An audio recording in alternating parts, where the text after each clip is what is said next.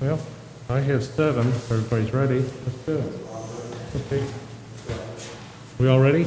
Okay. Welcome, everybody, to the August 3rd, 2020 Planning Commission Board of Zoning Appeals. If you would all join me in the Pledge of Allegiance.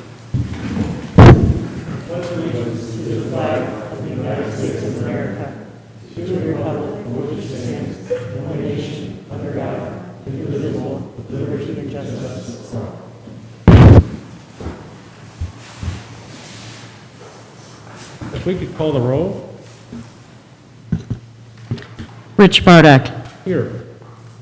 Rick Lauer. Here. Susan Rissover. Here. Scott Wolf. Here. Scott Larmer. Here.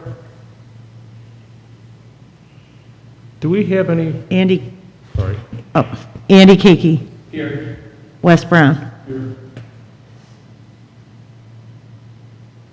Do we have anybody online? I'll read the introductions now, but I was just curious. We have one Okay. guest online. All right. Some of these instructions apply to people online. Some will apply to everyone in the chambers. Documents for tonight are available for download online at amberleyvillage.org under council agendas. Those in chambers are asked to speak clearly into the microphone. Residents watching online are able to request the password should they wish to speak at tpreasoner@amberleyvillage.org. Documents are available for download online at amberleyvillage.org under council agendas. Residents wishing to speak are asked to begin by introducing themselves and stating your address for the record. Callers are asked to turn off the sound on their computers if they are streaming the video while speaking. Regarding the minutes from the July 8th, 2020 meeting, anyone have any revisions? Hearing none, the minutes are accepted. First case on tonight's agenda is case number 2020-1682 regarding James and Monica Tui. Am I saying that correct? Tui, yeah. Okay, great. Wes, would you do the introduction, please? Yes, Mr. and Mrs. Tui are requesting a variance to zoning code section 15412. The variance is to allow for the construction of a new shed in the same location as an existing shed, which is within the side and rear yard required yards, located in their rear yard at 7775 Sagamore Drive. The property is located in the Residence A zoning district, which requires a setback of 20 feet from the side and 20 feet from the rear property lines. The existing shed is in the northwest corner of the rear yard, approximately 3 feet from the side property line and approximately 2 feet from the the rear property line, with the principal access facing Sagamore Drive. The proposed new shed, would be constructed in the same location with the same setbacks, with the access facing into the yard rather than toward the street. The existing shed is grandfathered and can be maintained in the current location, but as the letter states to the board, the existing shed is deteriorated and the doors are too small, so the shed needs to be replaced. The letter to the board also states that due to the location of the shuffleboard court, driveway, and a large oak tree, meeting the code would place the shed in the middle of the backyard. Therefore, they feel the best location is putting the shed in the same location as the existing shed. As I stated, the new shed is proposed to be 2 to 3 feet from the property lines, the side and the rear. Therefore, the variance is required for the shed to be constructed as proposed. Okay. Mr. Tui, feel free to come up. Is there anything you'd like to add in addition to what Wes Sure. said? Thank you, Wes. And first, I'd like to thank you all for your time and coming out here, and thank you for your attention to this. I sent some pictures. I just wanted to pull this one out to show you. Here's what the current shed looks like. Oops, sorry. You can see behind, there's full-growth trees, and on this side, there's a fence that's actually my neighbor's, so you can only see the top of my shed. And if I had to move it in according to the restrictions, you know, with this tree and with the way our driveway, we have it under, our garage is underground, so we have to go around back and underneath, and that takes up a good third of the backyard. So between the shuffleboard court and the big oak tree in our driveway, we'd really have to kind of put it in the middle. And as you can see, this is a pretty unobstructive spot to put it. It really doesn't bother any of the neighbors where it is. I think it would look worse to move it. And there's actually some fencing underneath that's been rotted out to try to keep the critters out. And, you know, like the neighbors talk about the gopher, we've seen other things there. So what I'd like to do is have it just slightly 1 foot larger on each side, turn it, and then I'll be able to get my modest-sized John Deere in there. And I think it would help, we want to get all this cleaned up and really kind of make it nice. We're planning on living here now that we've both retired, so that's pretty much it. As you can see, there's nice landscaping around. And the neighbors that I've talked to that could see it, they were all fine about it. So, any questions? I have a question. Sure. Can you state for the record, and it might be in the application, but I don't see it here, how large is your lot? What's the lot size? I think it's about a half acre. Okay. And just for the record, most of zoning A is 1 acre lots, which puts that's why the setbacks really don't work in those smaller lots, Yeah. and why we have granted Actually, variances. And it's the same location that's been in since it's still there, right? Is that still there, right? Yeah, it is. Right, so I'll have it removed and put it, we want to put some limestone Do you have any gravel. landscaping plans? So, as you can see, there's landscaping in the front and in the back. We've got this fence. So, it's pretty nicely hidden already. We're, actually, over by the shuffleboard, we want to get rid of they put in some ornamental grasses, which has really turned into a weed garden, so we want to go back and put grass around there. So we weren't planning on adding any additional trees or anything, if that's what you're asking. Very good, thank you. Thank you. Anyone else have any questions? I think we did have a letter from a neighbor supporting it. That's mine. Scott, do we have any correspondence from any residents regarding this issue? Sure. I'm Scott Larmer, Amberley Village Manager. The village did receive a letter dated July 24th. It was addressed to the applicant. It is the neighbors expressing, Daryl and Katie Schneider expressing they wanted to send a note to follow up on their discussion where the Tuohys shared their desire to replace the storage shed at the northwest corner of their property. They thanked them for sharing that information, and they appreciated the gesture, and they were thankful to be such courteous neighbors. But they expressed in this letter that they fully support the proposal from the Tuohys, and they find no issue with the presence of the replacement of the shed at this location. Thank you. Any other correspondence, positive or negative, from any resident? No. Okay. So I would just like to add, so this is from the middle of Daryl's backyard. You can see the white fence and you can barely see the shed. And he's the one that's right next to it. And then this is over by the edge of the yard over on Fred and Mary Carroll's side.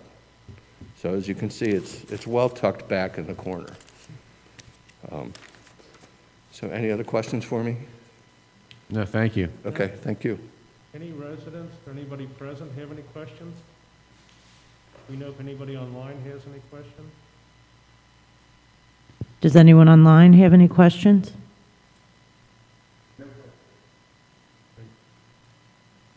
Anyone want- I would like to move that we approve the shed as presented based on the practical hardship of the smaller lot size, and that it's replacing an existing shed with a shed that will be in better looking than the one that was there. Do we have a second? Second. All in favor? Aye. Aye. Aye. Good luck. Yes, good. you're good. Take care. Have a good night. Yep. Nice talking to you. Wes, thanks again. I'd like to say Wes was very helpful getting me prepared for this, because I didn't know what I was doing, so. Take care. He's a good guy. Second case on tonight's agenda, case number 2020-1683, Lynn Heyman, 7280 Meadowbrook Drive. Wes, would you mind giving the introduction? Yes, Ms. Heyman is requesting 3 variances to zoning code section 15412. The variances would allow for the placement of a 240 square foot shed in the required side yard with a setback of 5 feet from the south property line and the principal access facing north toward Oak Ridge Drive. The property is a corner lot in the Residence A zoning district. The code section 154:12 states that enclosed accessory structures shall not cover more than 200 square feet in floor area and must be set back to 20 feet from the side property line, and the principal access shall not face a street. The proposed shed The proposed shed is proposed to be 12 feet by 20 feet, which would be 240 square feet, 12 feet tall, 12 feet 7 inches tall, with wood siding and shingles that match the house. The letter to the board states that the size is needed for patio furniture storage, lawn and garden storage, and light carpentry and garden preparation. The letter also states that the topography of the rear yard makes most of the yard unsuitable for the shed placement. This location is relatively level and would put the shed closer to the house and the garden, and it would also allow the shed to be screened by mature trees both on their property and the neighbor's property. Excuse me. Ms. Heyman's letter states that complying with the 20-foot setback would place the shed further from the house and garden and closer to Oak Ridge Drive, creating a less aesthetically pleasing placement and placing it closer to the property line, parallel with the south property line, with the doors facing Oak Ridge, makes the most sense aesthetically and practically reasonable reasons for the use of the shed. So all 3 variances are required for the shed to be constructed.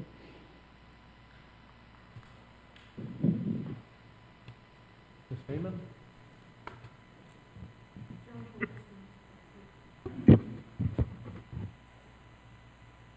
My name is John Polk, and I'm a resident at 7280 Meadowbrook with Lynn Heyman. Put this together for her so that you could see why we're asking for the 3 variances.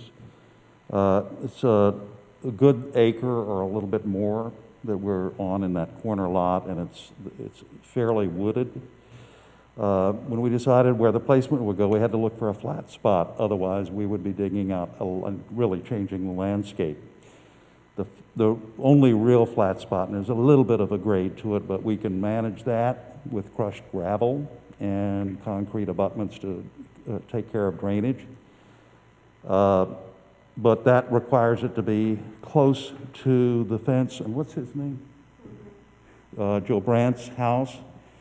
When they put in their swimming pool in their backyard, and you see right there, it's on the other side of the fence at the far end, there's a whole bunch of mature, very tall evergreens that he put all along and around the landscape around his pool. And the pool was dug into his yard so that he's about 10, 12 feet below the level of the ground. Therefore, the visibility either from his house or from the pool area and where they do their entertaining, our yard's completely invisible to them, and the shed would be too. We feel like that's the most aesthetically pleasing position for the shed. It's also closer to the house than we would have to put it if we, as Wes said, we'd have to move it further away from the house, and it would still be not in view of his house, but it would be further away from our house and create a little bit of a problem. We noticed that on several pieces of property where there are sheds on a corner lot, people have either catacornered them or they have pulled them out further into the yard. The catacorner idea is okay with us. Trouble is, we'd have to put it on a flatter spot way back at the back of the property. So that would put it about 200 and some feet from the back door, which of course makes it less usable, more of a problem in terms of getting up there. It's a hill. Everything else about it is pretty much explained in the letter, and does anybody have questions? I know these are 3 variances. I'll But, ask, I drove by, I used to live around there too, and I appreciate where you want to put it at and why. And I did drive by there, and I don't think any of the neighbors could really see it. The question then would be, you're asking for a 220 square foot one as opposed to a 240. 200 one. And so what would be your compelling reason for that? Just the fact that we would have a lot of outdoor furniture to store there. We don't have a place in the house to store that furniture. Do you think the visibility of it, the difference between 200 and 220 feet will make a difference, square feet will make a difference? Well, we have Not planned for to... you personally, but for your neighbors as far as people being able to see it? Sure. When we went out to Weaver Barnes to look at the larger sheds, it looked to us, now it's hard to plan a shed when you see it out on an outdoor showroom and then imagine it in your yard. But when we mapped out the space of 12 by 20, it's really a small space. So I think you didn't really hear my question is, you don't really think, it won't make a difference visibility-wise whether you get the extra 20 square, from the neighbor's perspective? Yeah, it's an extra, well, let's put it this way. I think 12 by 18 would be, what, about 216 or something? Something like that. And if we went to 10 by 20, that would be 200. Yeah. And it would be just as wide from the visibility standpoint of the street. It wouldn't look any different. We also looked up from the other street, which is Meadowbrook, Right. on the side of our house. And you can see down there, that's that side. And it slopes down to the street. So any cars or people who live on the other side of the street really would have a hard time seeing that shed. They might see the top of it because it's the offset from the side yard, the side property line is not 20 feet, it's going to be 5 feet. It's hard to see that corner from Meadowbrook. I drove up, I think you'd see the shed, but you'd Yeah. have to really look for it. Yeah. It would be visible. We also toyed with the idea, since we submitted to Wes, and by the way, Wes, again, thank you for your help. It was much needed. When we looked at other places, we'd have to dig more, we'd have to do more excavation. But there is another place next to and if you'll show up that picture it looks at it from Oak Ridge, if you have that, yeah. See that there's an evergreen, there's the garden between the evergreen and the maple tree, which is right in the middle, and then the huge mature tree back there, an oak. The shed would be, the left side of the shed would be kind of jut out to the left of the maple tree. The rest of it would go, and the right side would be, I would say pretty much even with this perspective with the evergreen on the right. We toyed with the idea of moving the shed up a little bit and still keeping it 5 feet from the property line, and we did sightline analysis and saw that it was still not visible from Joe Brandt's house, but it also was going to require a little more excavation. So we could move it up if it being more distant from Meadowbrook would be more amenable to you. Getting the 20-foot variance taken care of, we'd have to pull it all the way out to the level of the maple tree, and it would stick out and block the big oak tree over there to the left, and it would be more prominent in the yard. If you were walking down the street in the wintertime when the leaves aren't on, you would see that shed more prominently in the yard, and we would see it too that way. That's the way it kind of take up a lot more space and use up the yard. No, I like the location that you picked out. I think you picked out the right location for it. Yeah, but there are alternatives, and we want to be open to that because we understand why you have the variance, the restrictions you do, and why you ask for variance requests. So that would be the best place for us, with an option of moving it a little bit up, maybe 10 feet up away from Meadowbrook and closer to that big oak tree, but still 5 feet. If you'd prefer that we go 10 feet from the property line, we'd be willing to look at that, because the flattest area is where we have it. But it has more of a slope when you get beyond that, but it's doable. So we could move it up, we could move it out a little bit. It's all what you think is going to be best for Amberley. You know, she's lived here for 40-plus years, and she loves this area, and one of the reasons she loves it is because of how well it's landscaped and the property sizes and all. So we really do defer to you, but that would be best for us. Thank you very much. Thank you. Any other questions? I just wanted to add that I do walk by this property every day, and I think if you hadn't lost those couple of trees in April, you'd never even see it from Oak Ridge. The loss of those trees will make it a little visible, but that's probably the best place in the yard where it will be the least visible from. Yeah, and we do plan to landscape around it too, probably with some smaller shrubs that will obscure it somewhat, especially from the Meadowbrook side. And we would have a window on that side too, so that it'd be a little more aesthetically pleasing than just a big wall. That's, I think if it were me, I would think of the size as being more of a problem. But we feel like because it's so far back, it might not look as big as it really is from that distance. So that's one of the reasons we decided to go with a larger shed. Thank you. Scott, have you received any input from any residents on this? No. Any residents present wish to speak on this issue? Do we have no one online that wants to address this issue? Any discussion? Well, just as far as, you know, the size of it, and I did ask some questions about that, but I do think in this particular situation that the yard is big enough and it's really very well landscaped as far as seeing it, that I don't think in this particular situation it would create a problem. Yeah, I agree with Scott. It's more about scale, and it seems like it would be in scale and in keeping architecturally with. But I think it's important for the record to state the reason why we're granting him the extra space is because of how much space his yard has, so that it will look still proper as opposed to like a second house in someone's backyard. Exactly, right. I'm just curious, have you had any conversation with Mr. Brandt next door? Does he know about this? I know he was notified officially, but.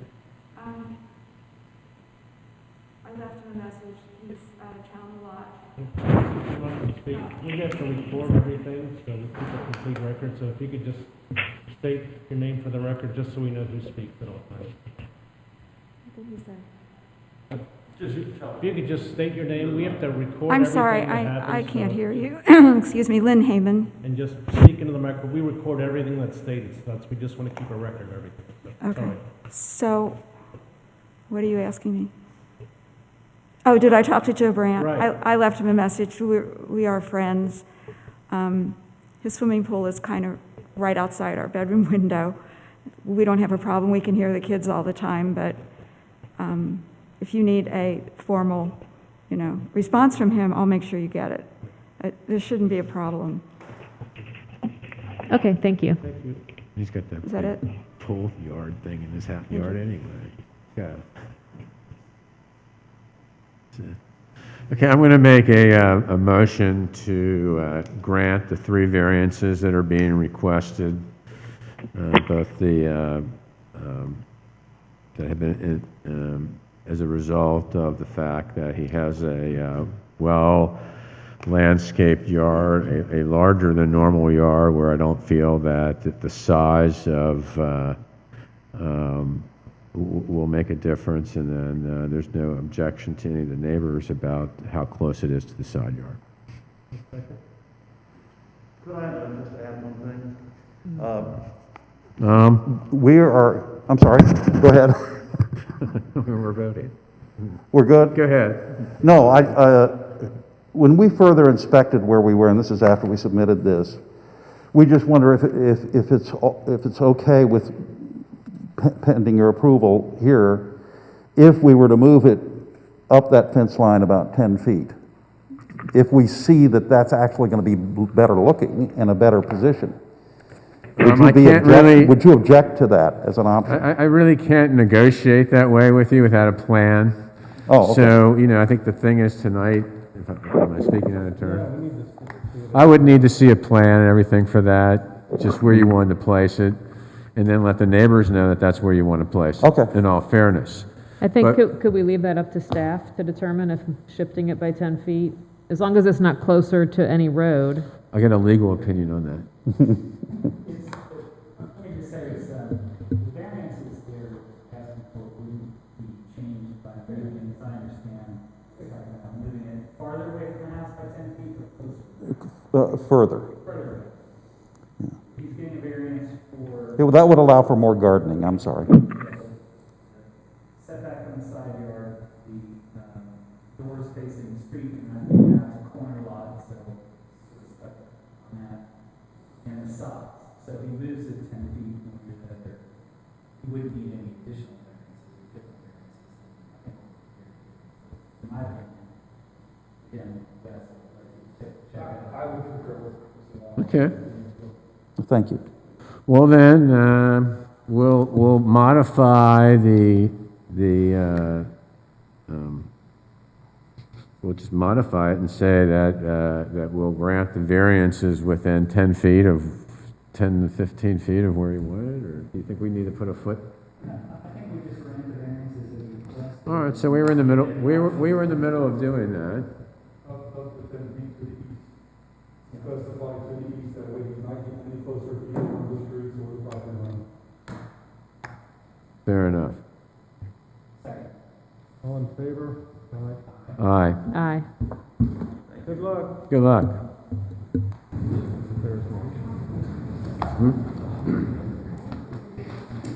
I just wanted to make sure. You're welcome.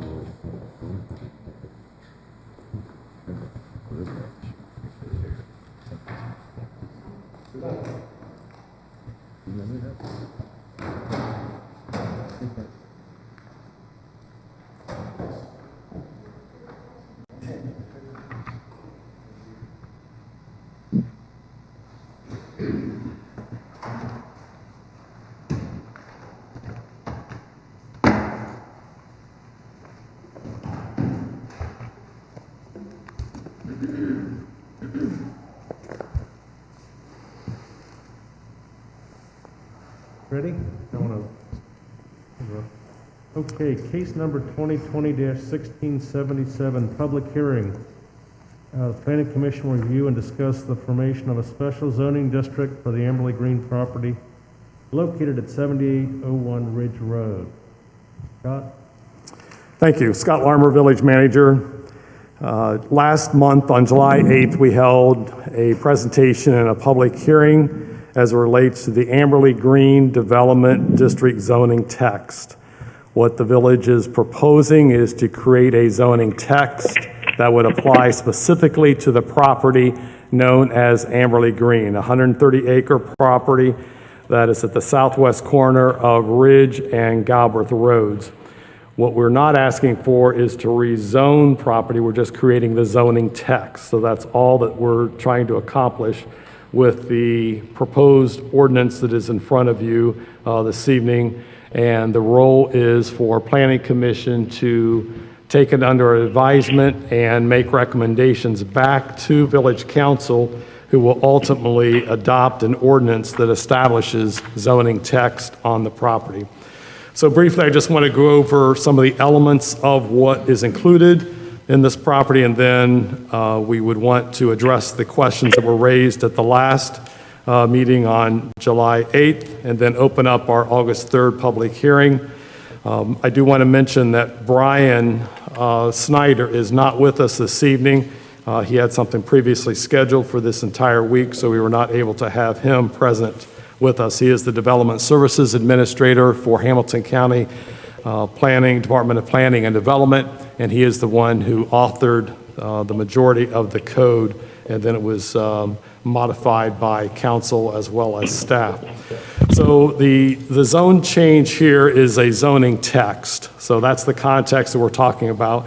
So zoning obviously is the method of how land is controlled in the village and any other entity. Determines how the property can be utilized, both from a physical development of the property as well as the use of the property. So typically, zoning specifies the areas like a residential or industrial or commercial activities. In this situation, the property we're talking about this evening, Amberley Green, is zoned for Residence A. So single-family homes is what the property is zoned for. Zoning is also used to maintain the unique characteristics of the community, to try to protect and conserve some of the value of the assets, and we certainly have that on this property because most people, their common comment about the property is it is a beautiful piece of land. So zoning also protects us from that because it controls the land use. Since the village acquired the property in 2008, it has been zoned Residence A, and Village Council does not believe that it is in the best interest of the property to have single-family residential solely on the property, and we also believe that residents do not want 130 acres of single-family residential.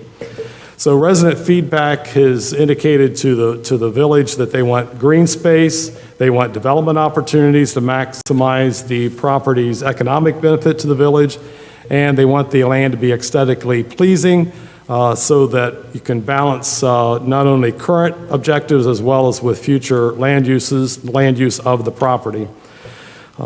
I think our residents also want it to be an asset in the community, and it's also is seeking it something that would bolster all of the property values in the village.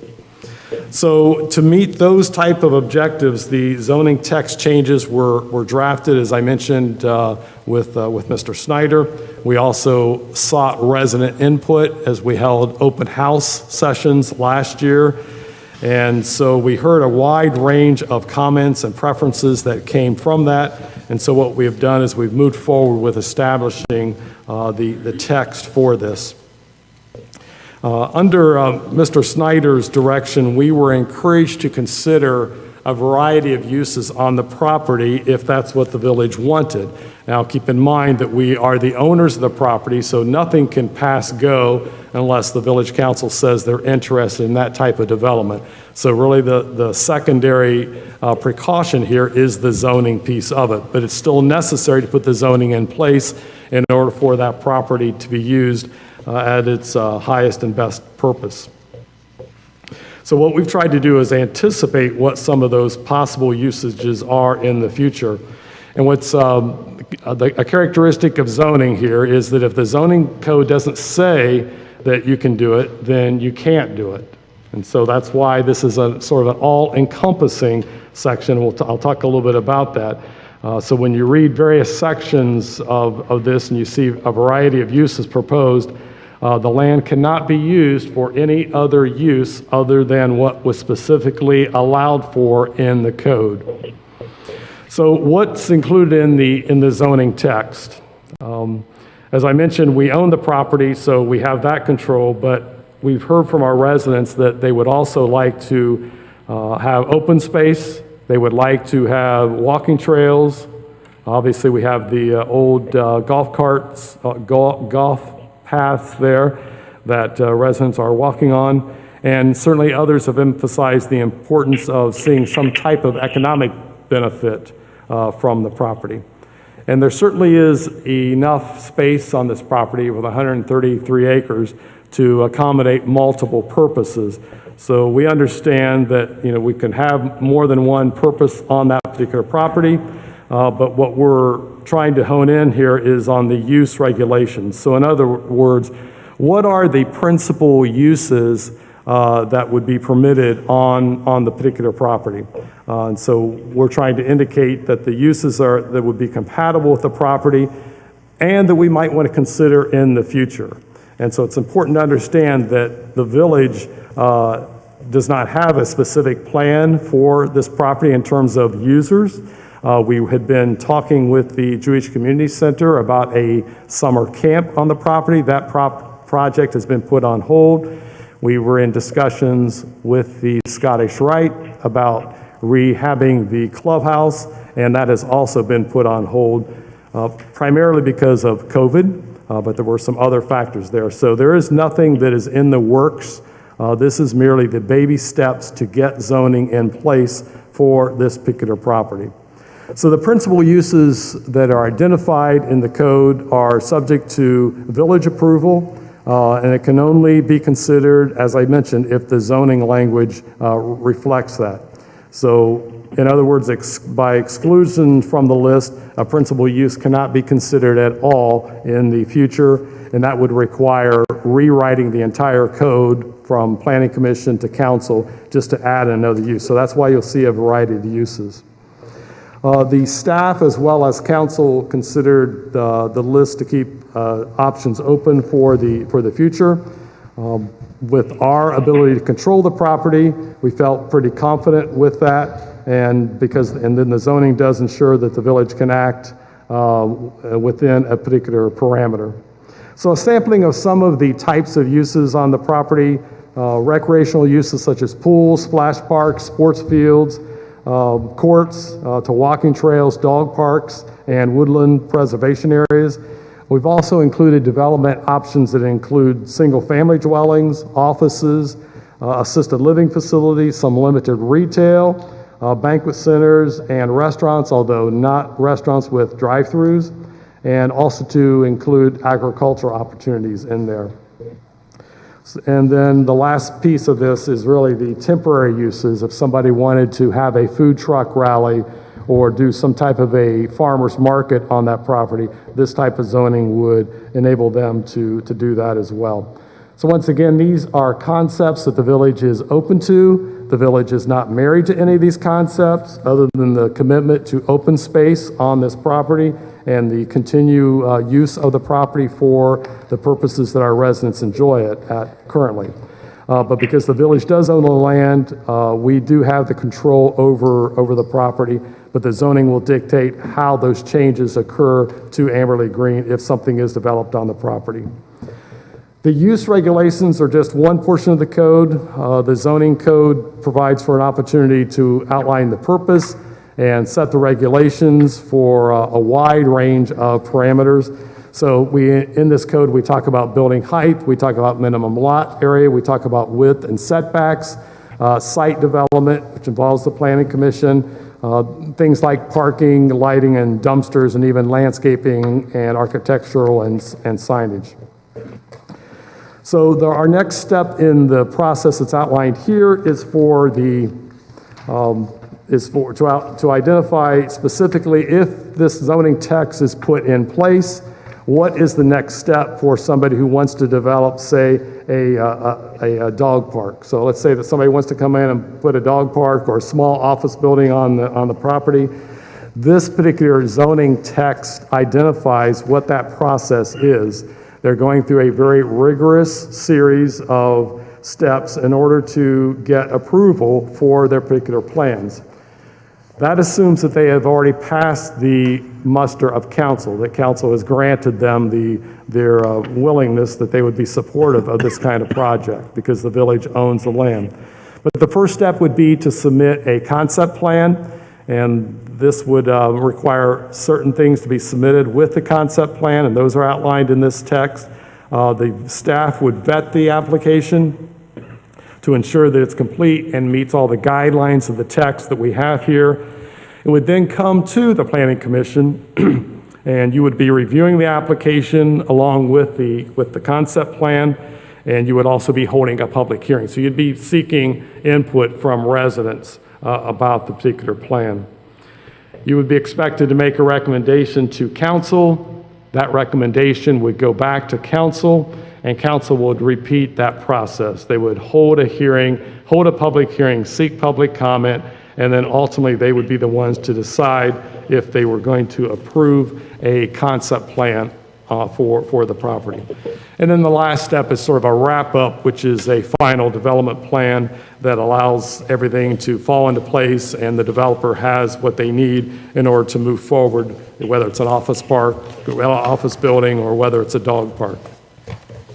So all of this culminates with the document that is before you this evening.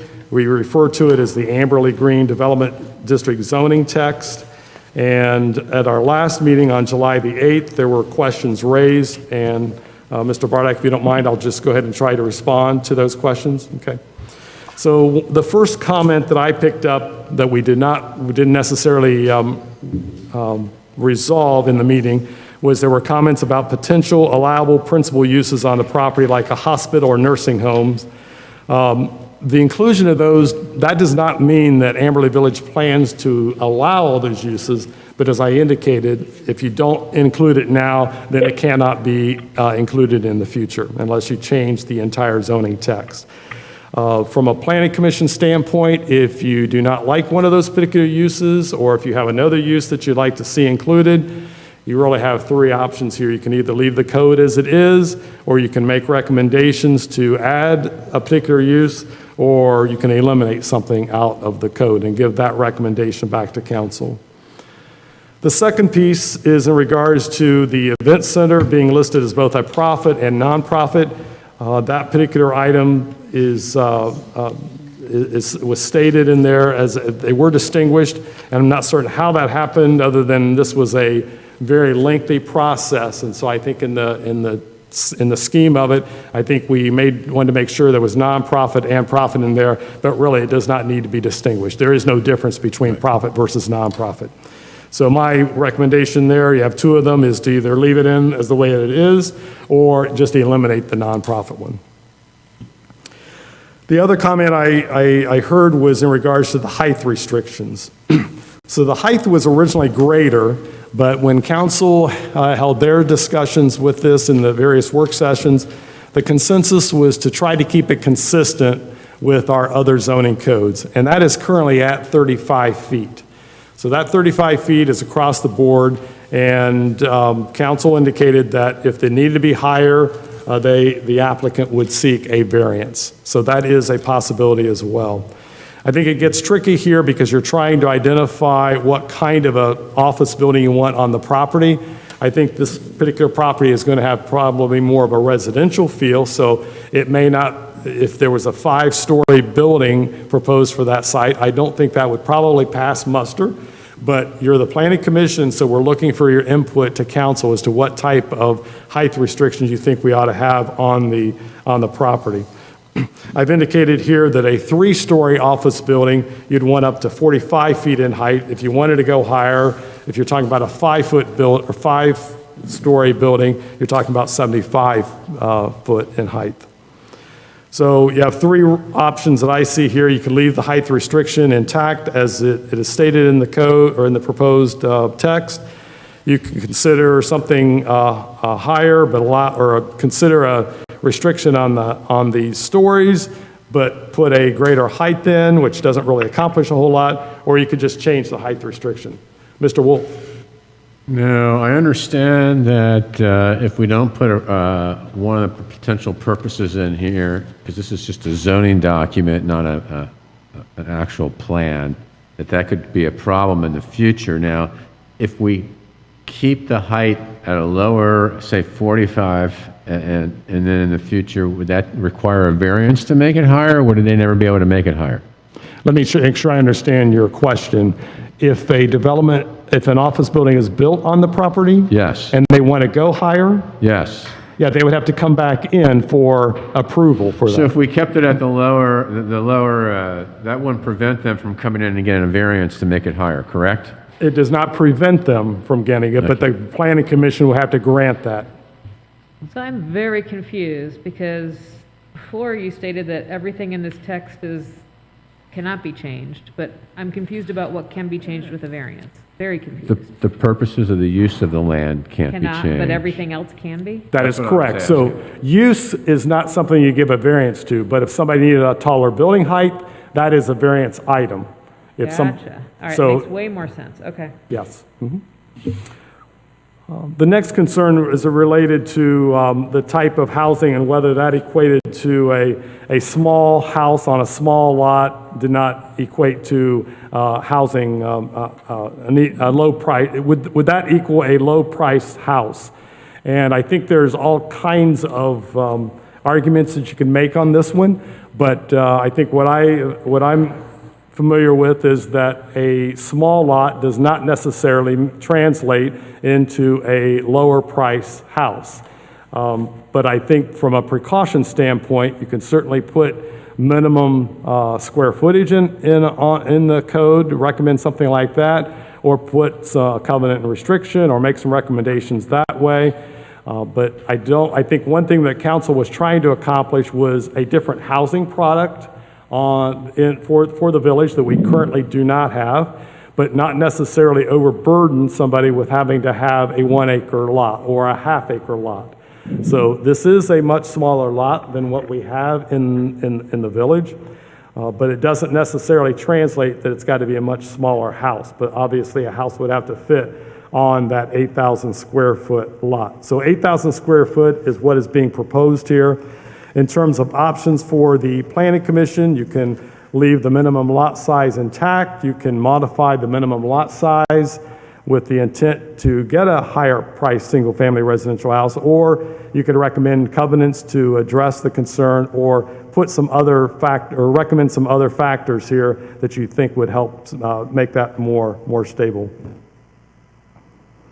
The next item is the landscaping standards are too light.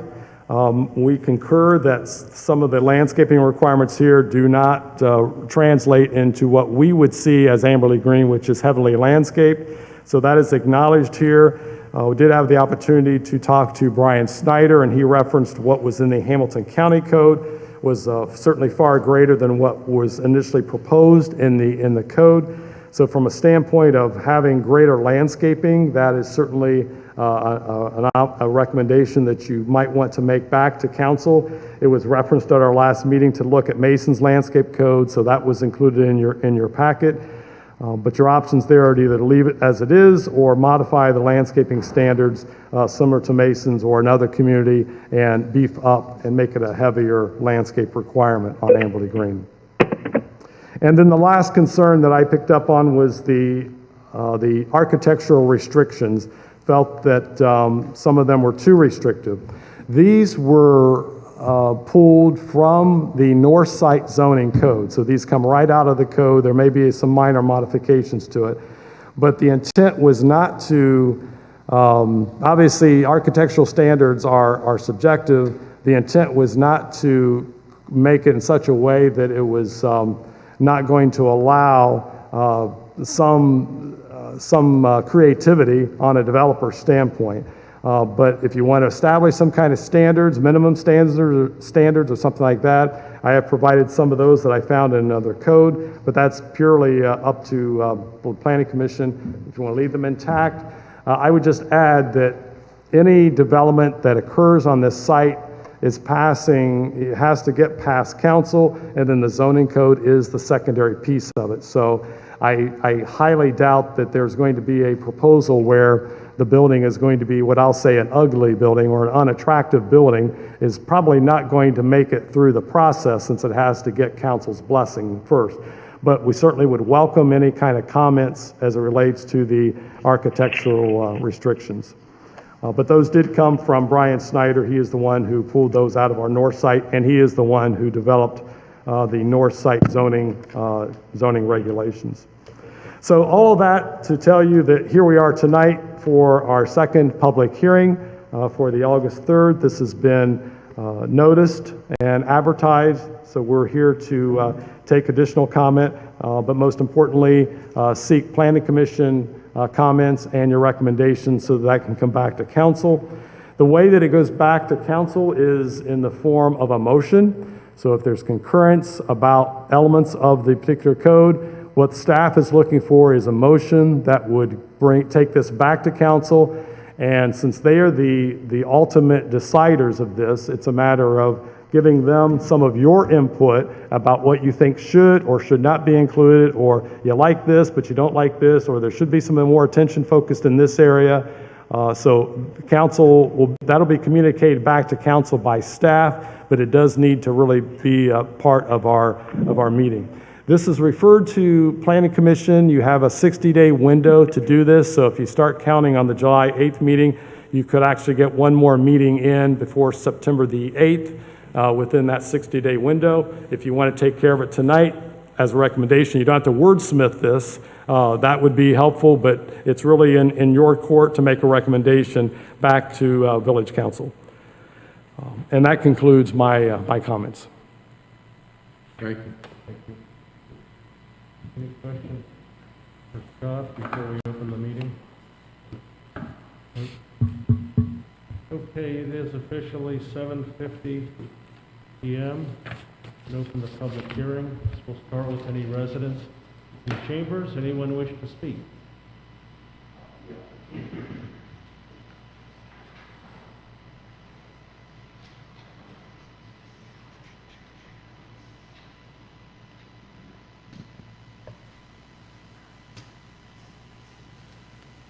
Colin Driscoll, 6600 Ridge Road, been a resident since 1987. Since the last meeting, I listened to the July 8th audio about 4 or 5 times. I was on the call via phone, but only got snippets, as some of the other people as well, due to the technical issues. I also looked through the meeting minutes as drafted a couple of times and noticed the meeting minutes seemed a bit, to me, sanitized, where the audio of the meeting was more enlightening. In attendance were a variety of experts, some of which are here tonight: Hamilton County zoning expert, village manager, development expert, planning commission experts. My key takeaway was that the zoning text document was not at all settled in the minds of those on the planning commission.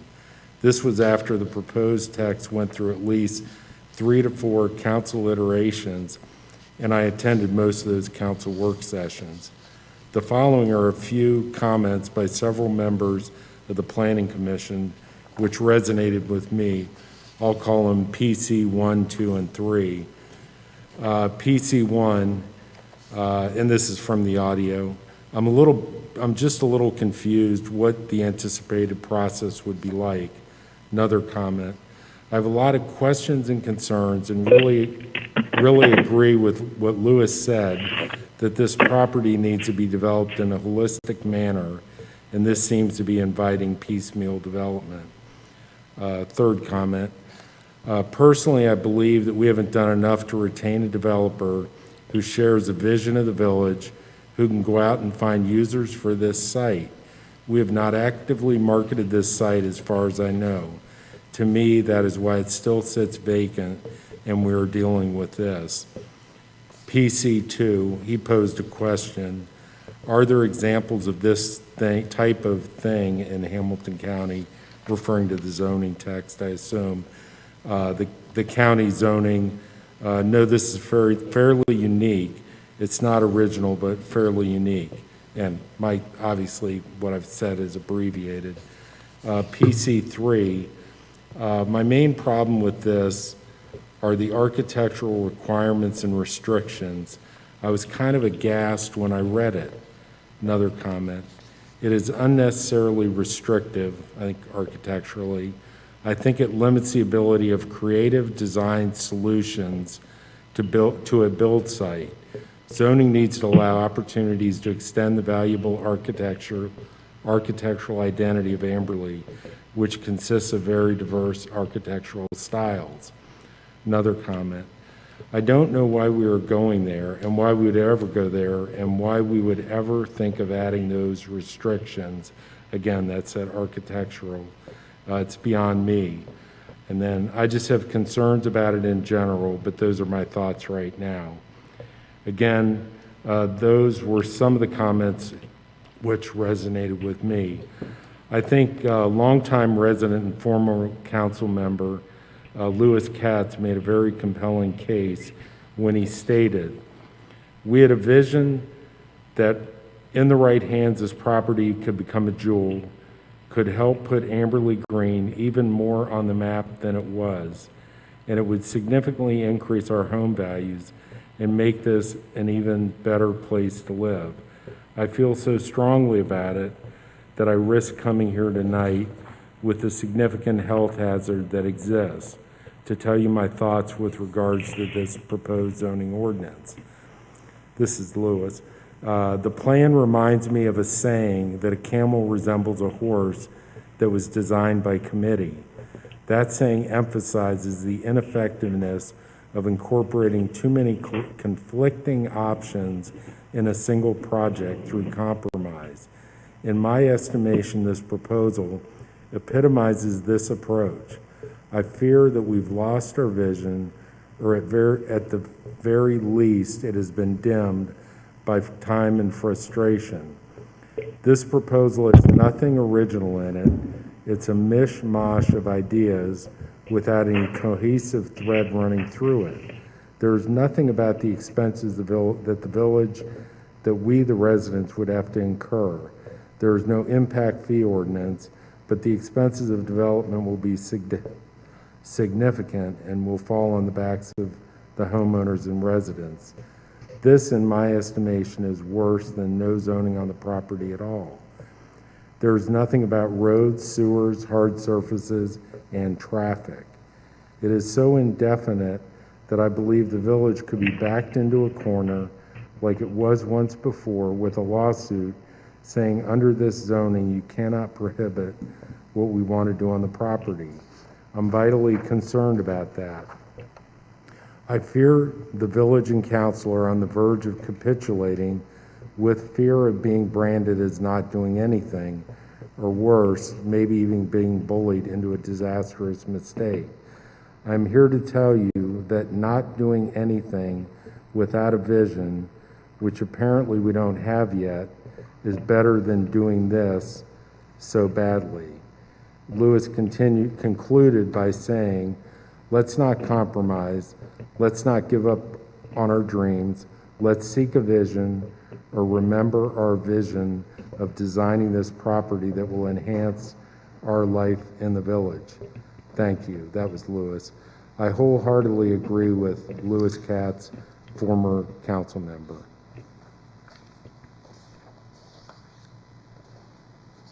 Thank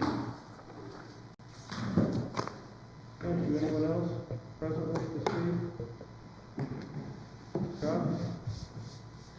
I'll let you, any other comments that you received from residents since the last meeting? We did receive an email from a resident, it was tangential to this, who was supportive of what we were doing, but I can't give you specifics on it. It was not in relation directly to this. Anyone online wish to speak? If so, please identify yourself clearly, your name, address, etc.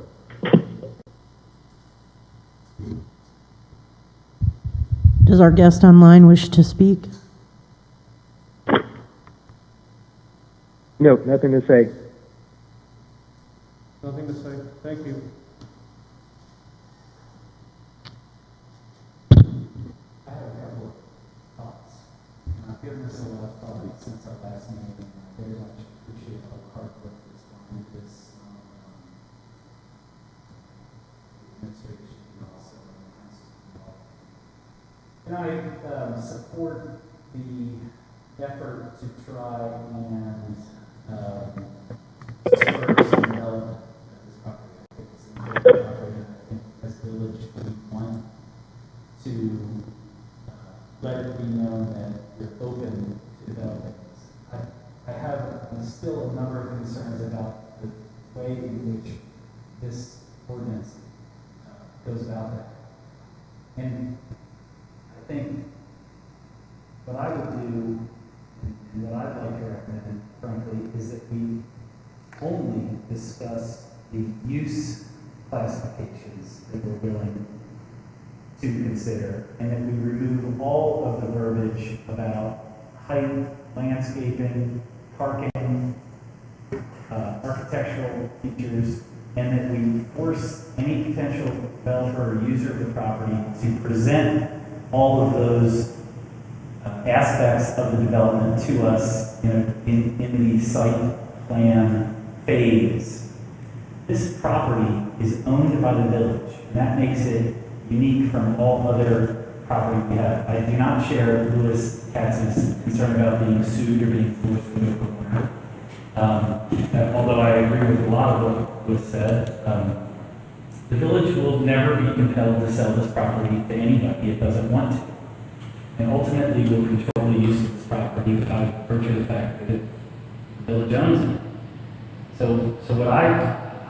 the concern I have is that when we talk about a 35-foot height or a 50-foot height or architectural standards or landscaping, that we're not actually doing what we want to do. And I think what we want to do is to encourage people to come to the village with creative, exciting, new and different ideas. But they should do that, in my view, with a very comprehensive site plan. And allow council, and allow the planning commission and residents the opportunity to see the site plan, debate the site plan, require changes to the site plan. We don't really need zoning to do any of that. So I think once then we have a site plan that everybody's comfortable with that lays out all of these very important things, like parking and like height and like architectural features, even single-family housing. We're limiting this to small lots, which I can appreciate how we're doing that, but maybe what we want to encourage is attached single-family homes, patio homes, and we're not doing it. So my vision of the house would be to stick to the uses in this regulation and force the developer or the potential purchaser or lessee, I suppose, to come to us with a site plan that addresses all these issues. And then we can debate that, and we're not tied to anything. And we haven't limited potentially citing or new or different things, because we don't know what the future's going to be.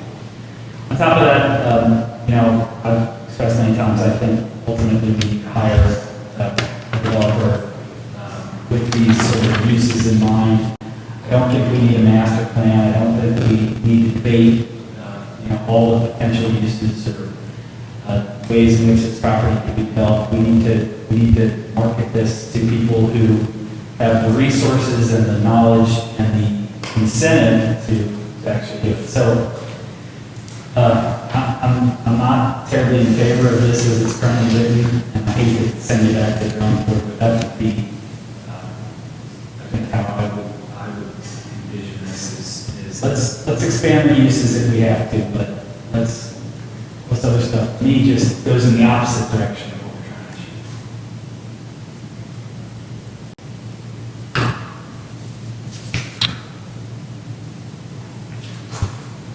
achieve. Along those lines, and my question is really directed to a council here, is if we just do, as Rick says, the different purpose, the different uses of the land and don't do the rest of this, is there a downside to that? Or is that a loaded question?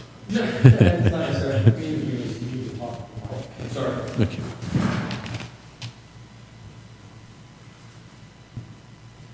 Andy Kakey, Village Council, newly appointed.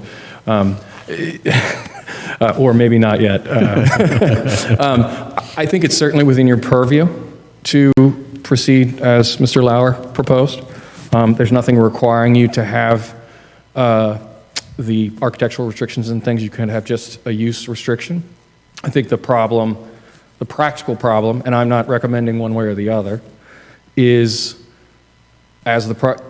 to Louis Katz's concerns. You have a development that you have different ideas, different pieces of property, and you could get in a position where you say, all right, well, we've allowed this for this property. Is that consistent with what we're going to do over here?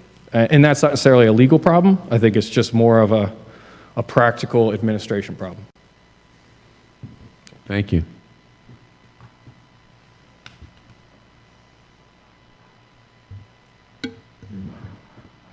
I definitely agree with Rick. I can't imagine agreeing on all of these things where there's just so many variables. And I think once something does go in that space, then the other things have to work around it. So if you treat each thing within these own guidelines without relation to each other, then it is going to be a mishmash. Whereas if you were to just we would have to review each plan as they would come in, and we would review them and put, stipulations on them as they relate to the other things that are there. And it just seems like it would make a whole lot more sense to put it together that way than to just randomly agree to a bunch of really random facts and you know, heights and things that we have no idea. I mean, what if we wanted to put a tower in there like Summit Park or something, you know, where, I mean, there's so much opportunity to limit it like this makes no sense to me. I like the idea of just deciding on the uses and taking it from there.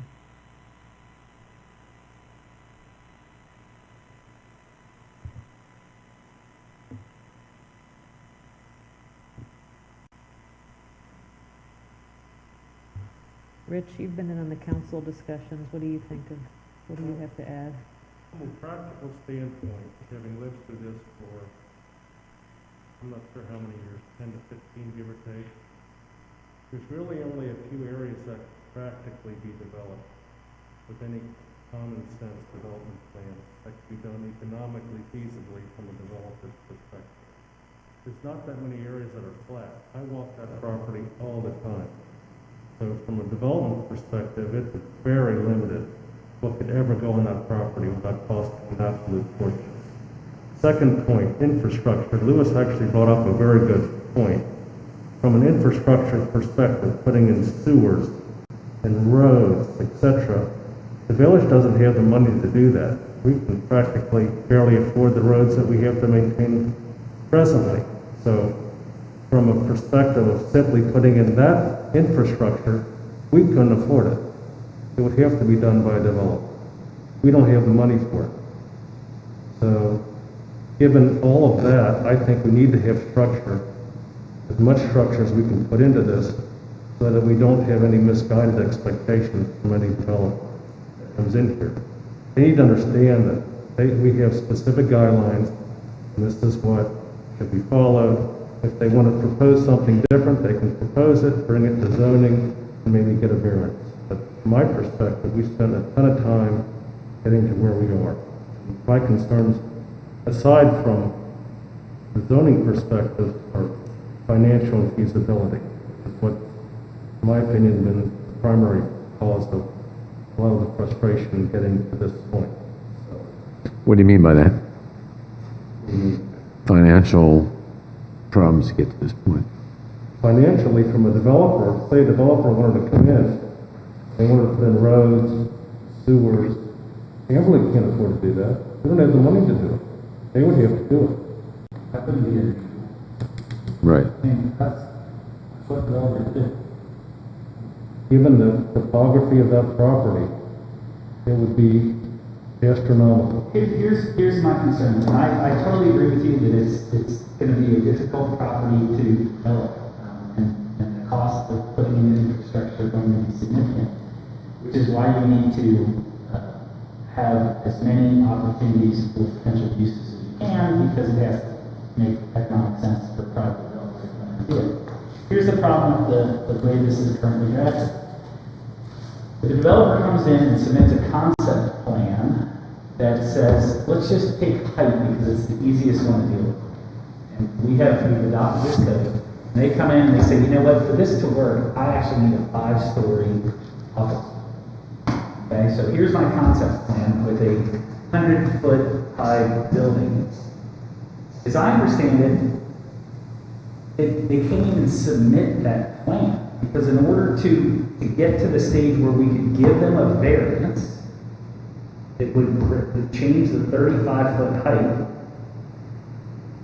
They would need to first submit a plan that complied with the zoning.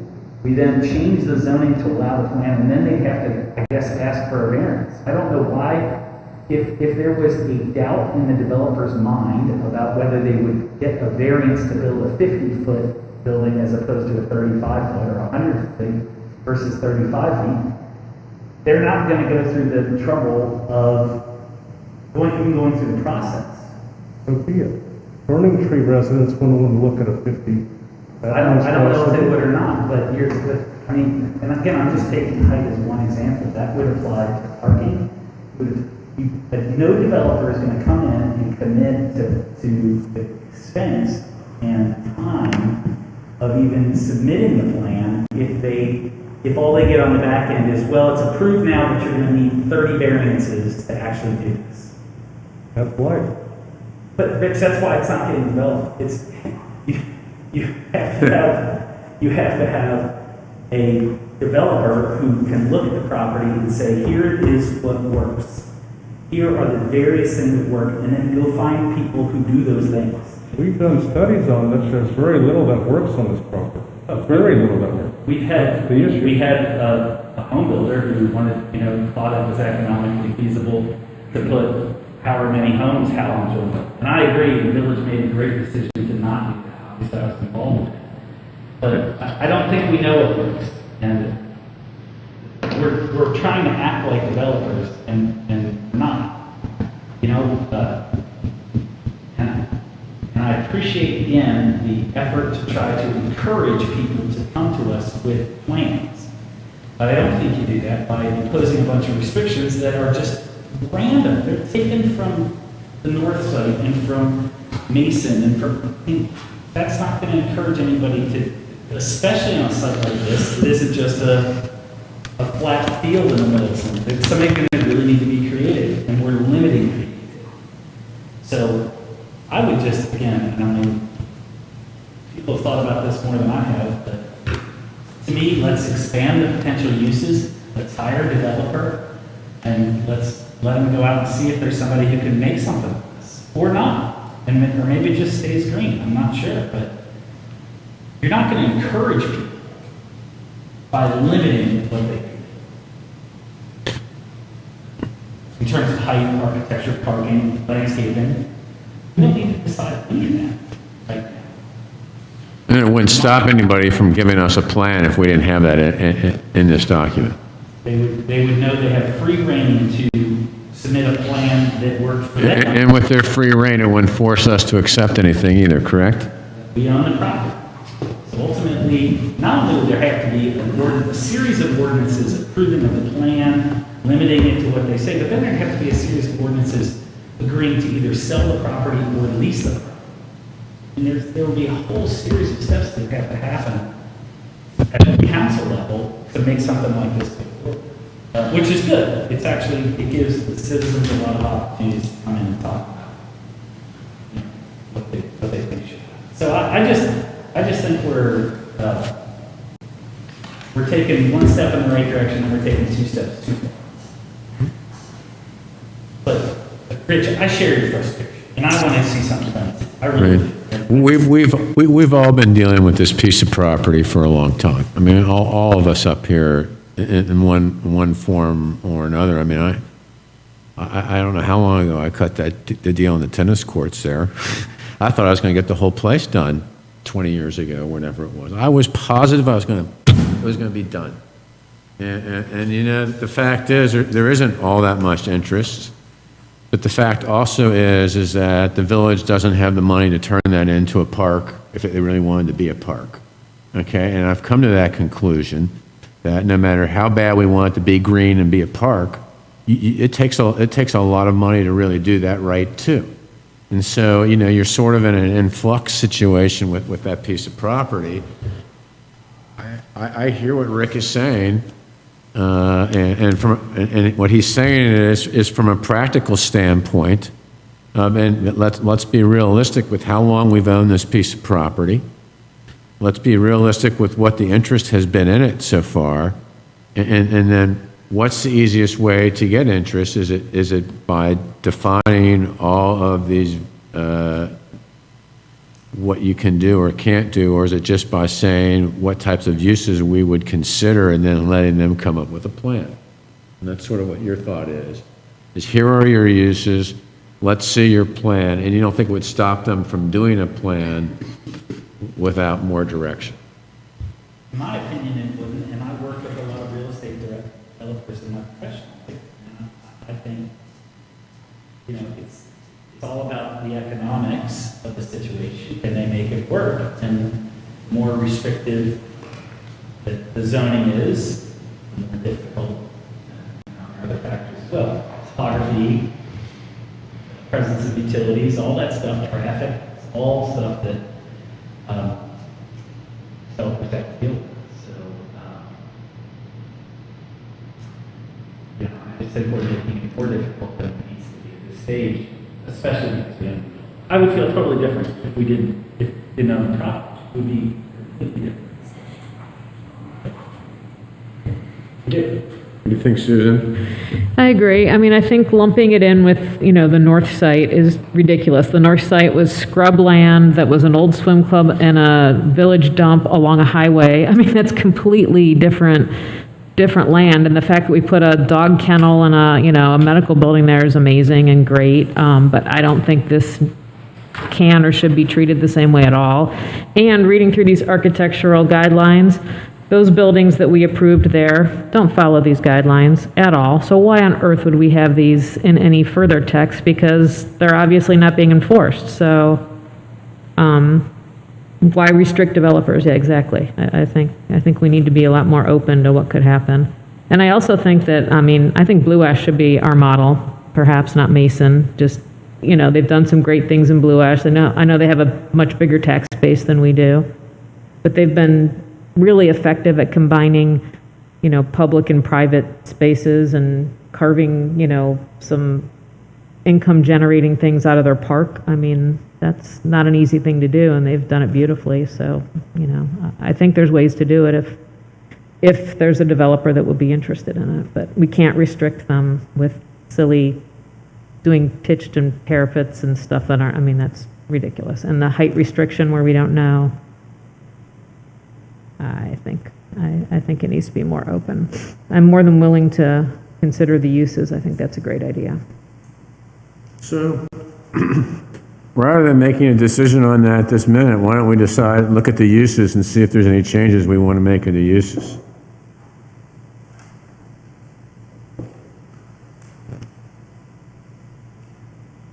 I guess I have a question about that. It goes to the comment I made earlier, Scott. I agree that single-family residential should definitely be one of our uses. I guess I'm just curious how we would,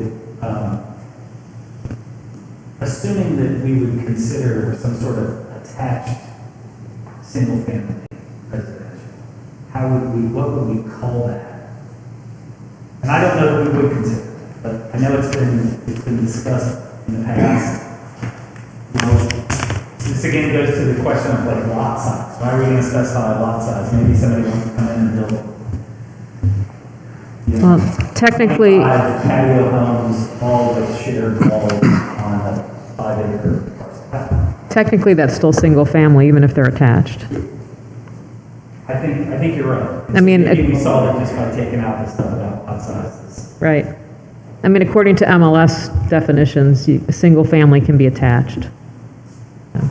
So maybe if we eliminate the lot size, it feels better. I don't know, Scott, what do you think about that? The discussion that council held on this was they did not want shared walls. They did not want attached units. So we specifically called out single family as it is. So should it say single family detached buildings? It is detached.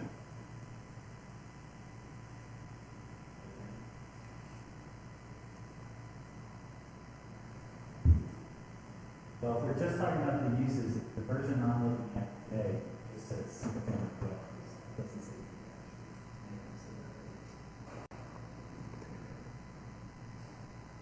I don't know what's wrong with that. That's what council thinks is more appropriate.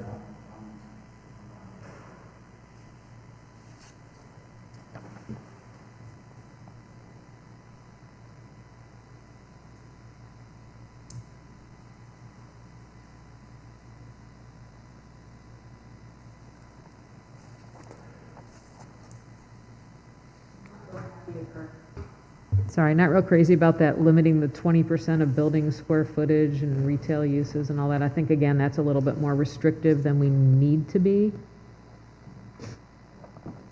I think just the uses without that restriction in there, and again, maybe there's something we don't know about that would be a great idea, that why limit it? I agree with that too. I mean, you could have a building that's 30,000 square feet, 50,000 square feet retail on the bottom, and 15,000 square feet office on the top. And that may make like economic sense, but if we leave this the way it is, we're not going to do this. Right. Again, as I understand the process, they have to submit plans. Comply. Changes that, and we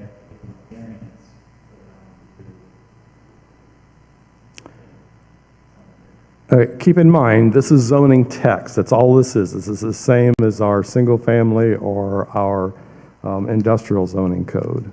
So that outlines what the specifications are for that particular zoning classification. This is no different than that. So somebody can submit something, but if they have to seek a variance, they're going to have to seek a variance. It's no different than any of our other codes. So just because somebody wants to build a house that is taller than 35 feet in a single-family residence A, that doesn't mean they can't submit something. They can submit it to the village. We just identify. That's part of our process. That's what staff does, is we identify those areas where it doesn't meet the code and identify where variances need to be sought. And then we deny that and bring it to you to grant a variance or not. Let's kind of think about how that would work in practicality. Somebody comes to you with a plan, it says, let's just talk about that again. I want to put 50% on the bottom floor is going to be retail, 50% on the top floor is going to be office. And this says 20%.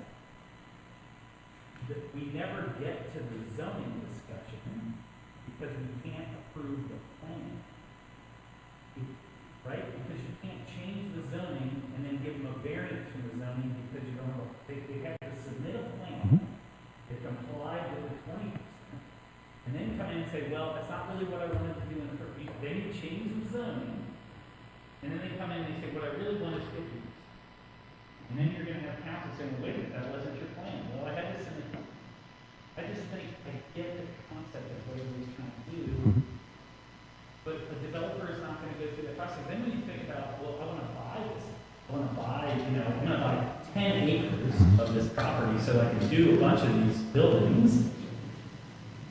How are you going to get that done if you don't get to what they really want until after everything's been approved and now you have to get the variances? It's never going to work. And I just know if a client came to me and said, I love this property, here's what I want to do on it, and I look at the zoning, I'd say, I don't even know where to begin, because it doesn't seem to me any way to submit a plan that anticipates you're going to get variances back.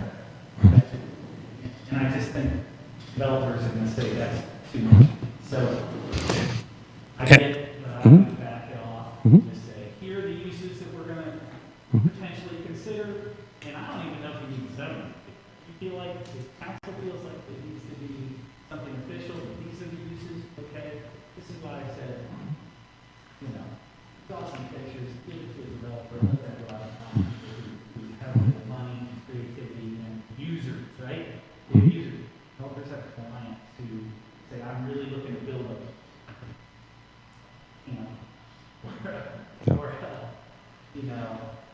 an office building or whatever. So then they come and they say, no, Amberley.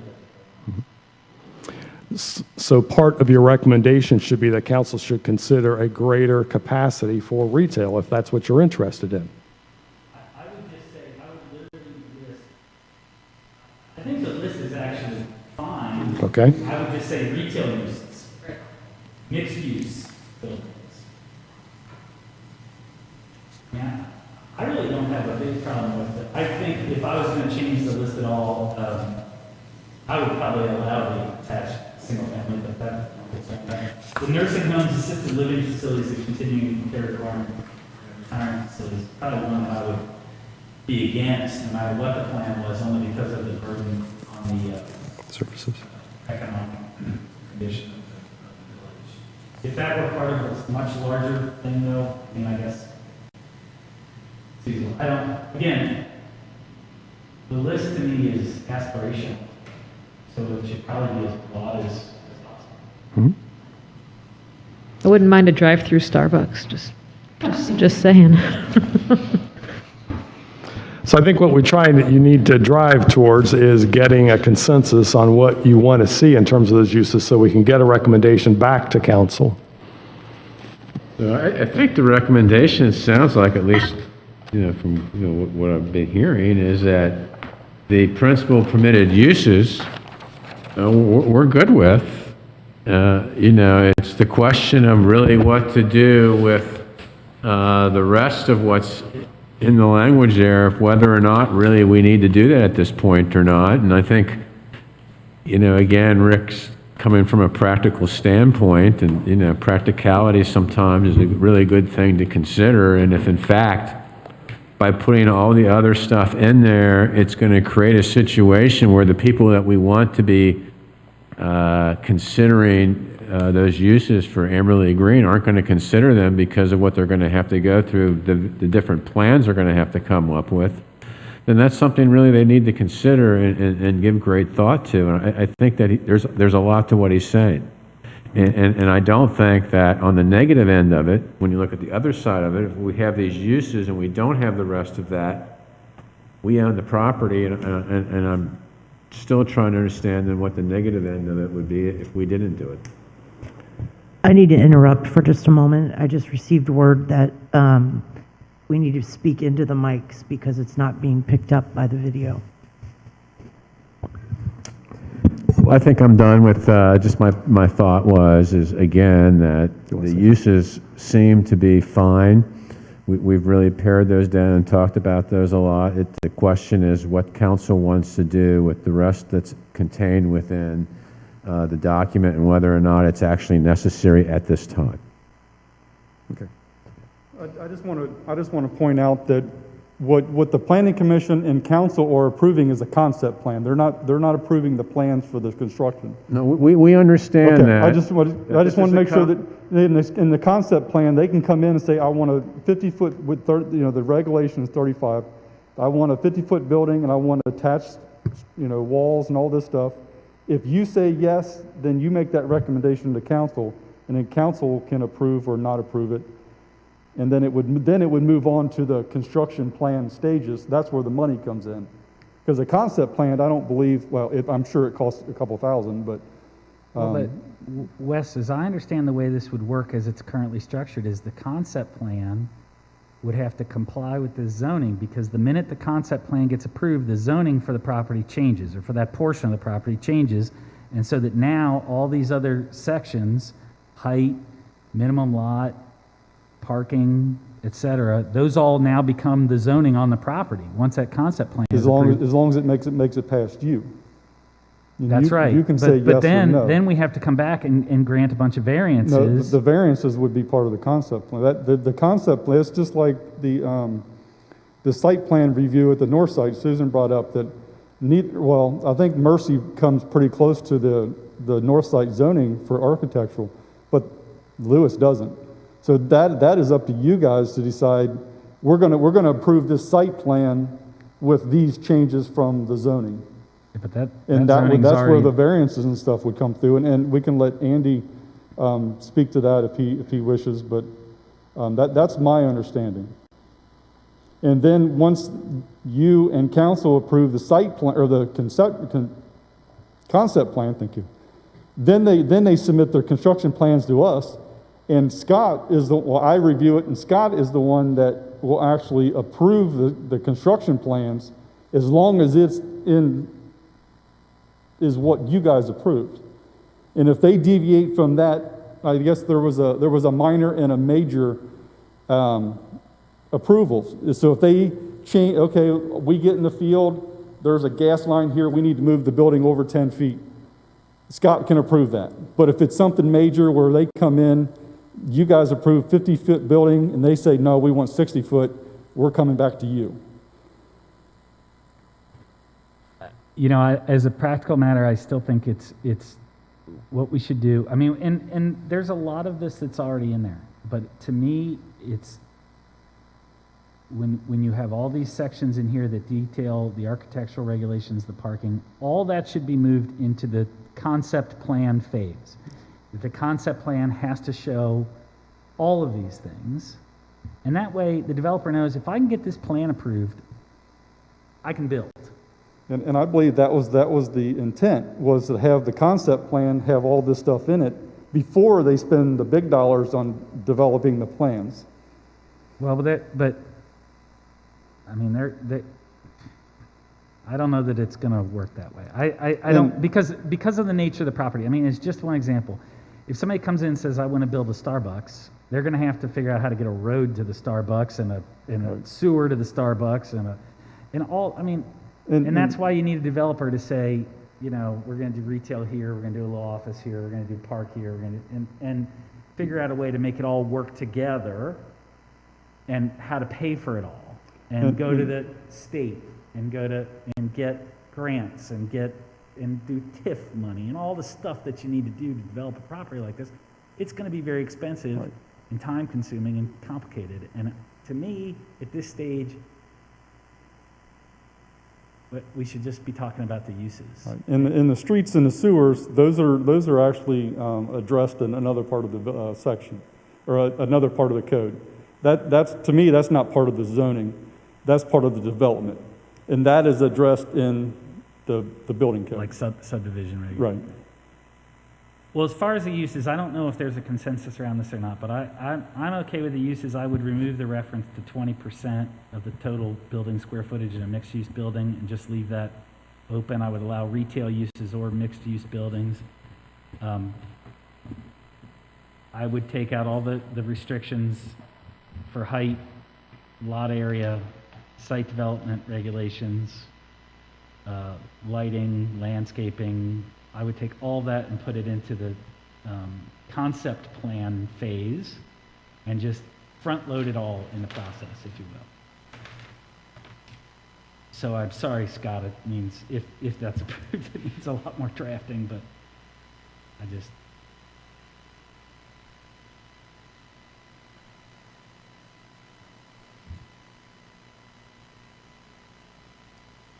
Scott Larmer, Village Manager. I'm not certain I'm following you because all of that is part of the concept plan. So what are you, I mean, if you look at any of our zoning codes, there's going to be a height restriction in any zoning code. We'll have principal permitted uses in any zoning code. So some of these regulations have to be in there, because you could not go out and say that these are our principal permitted uses, but there's no information on height or minimum lot size or landscaping or anything. Right, and I don't think we should have that as part of this initial phase, because I think we're just limiting the creativity and the opportunities that we would have. And I don't know that it does say, have all that. It says the concept plan submission shall contain the following. It has text that details the criteria and conditions that the developer will follow for final elevations, locations, etc. An existing conditions map, a preliminary development plan showing land use, general topography, and physical features, and the following information: boundaries, street plan, pedestrian circulation,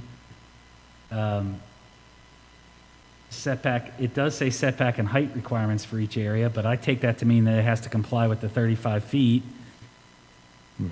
And it has a general thing, all other information specifically requested by the village. It requires a management plan for open spaces, a time schedule, but that's it. And so it doesn't say, for example, you have to show where the parking's going to be, and so or how much you're going to have in the concept plan.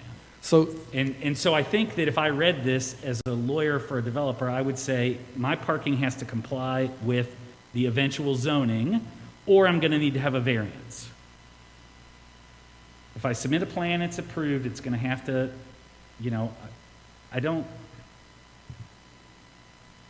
I just don't know how you'd even comply with that. Or I do know how you'd comply. The truth is, you'd have to come with a very detailed site plan. It would have to be approved or disapproved or approved with modifications, but then, once it was approved, ultimately, they'd have to come back and get variances from all of these specific regulations. And that, I think, is going to be a challenge. okay, I have a different interpretation on that. Think of the concept plan as a site plan. So they're only coming here once for the approval of their plan, whether it's a concept or site plan. All of that is rolled into one. Right, but it doesn't require them to show And I think they will. I think we're going to say, you have to, where's everybody going to park? How many spots are you going to have? What's the landscape going to look like? And I think when people read this ordinance, they're going to create parking, landscaping, height, architectural standards, all in conformance with this code that we've drafted. And if it's not in conformance, they're going to assume that they're going to need a variance at some point in time. See what I'm saying? So Yes, and they would get that with the approval of their concept plan. how do you get a variance from a zoning code that's not even in place yet? Because the zoning doesn't apply to the property until the concept plan is approved. So maybe we're just splitting hairs, but again, to me, Okay. you know, when you start talking about telling a developer now how high a building has to be or what it has to look like or what the landscaping is, you're just limiting what they can do. And it's right to limit what they can do, but we control the property, so ultimately we can limit everything about it. And so I would just beef up everything in the site plan, concept plan, submittal process and require them to submit. It's like a PUD. And submit all this information to us as part of the concept/site plan. And then the developer knows once it's approved, they can build. They don't need another layer of review, another opportunity for people to come in here and say it shouldn't be this or that or the other thing.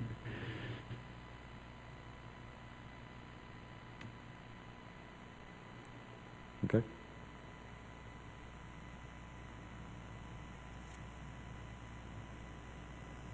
So that would be my motion. What's your recommendation? My motion is that we recommend to council that this ordinance be amended to maintain the use classifications as they're currently written, with the exception of the 20% for mixed-use facilities, and to take all the other development standards, all of the other requirements, landscaping, et cetera, and require those as part of the concept plan submittal process. And when you say... And I don't mean say, hey, these are, you have to show. I think the concept plan should be required to show things like parking, elevation, and maybe you do it in phases, okay? Maybe you have an initial concept where we talk about uses and general land use, and then, you know, you have preliminary site plan, and then you get into, you know, the second or third phase where they're talking about architectural materials and landscaping and things of those lines. And there are these types of ordinances out there, and we don't want to force them to have too much detail at the very beginning stage of the process. So it should probably be a preliminary plan, working its way through a process till we get to a final development plan that would include all of the detail that we would need to approve it. So maybe the motion is to ask Scott to go back and take another stab at this and then come back. I don't know. I don't know if I've given you enough to work on.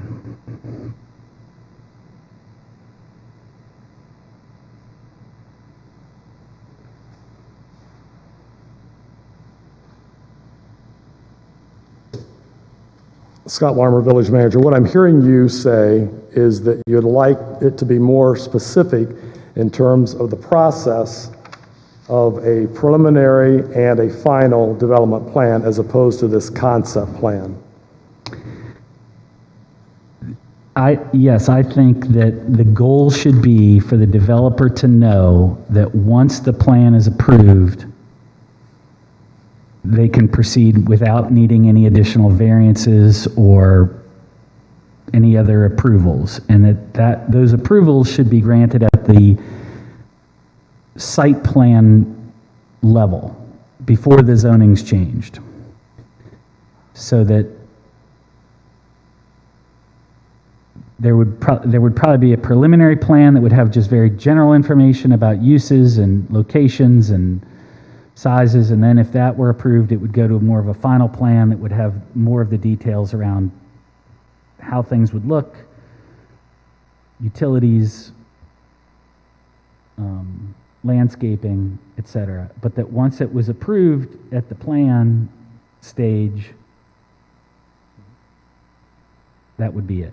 And they could proceed then to either buy the property, lease the property, whatever, without having to be concerned about coming back before Planning Commission to seek a series of variances from the newly adopted zoning text that would apply to the property.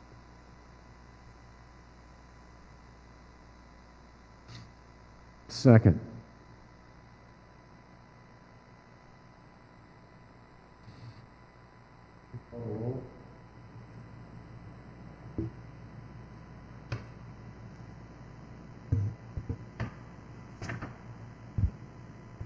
Rich Bardak.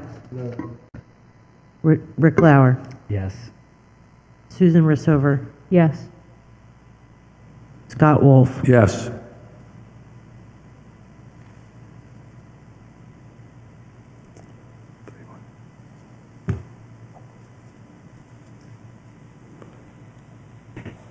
Okay, that's a 3-1 vote. That's recommendation goes back to council. Okay? All right. Thanks.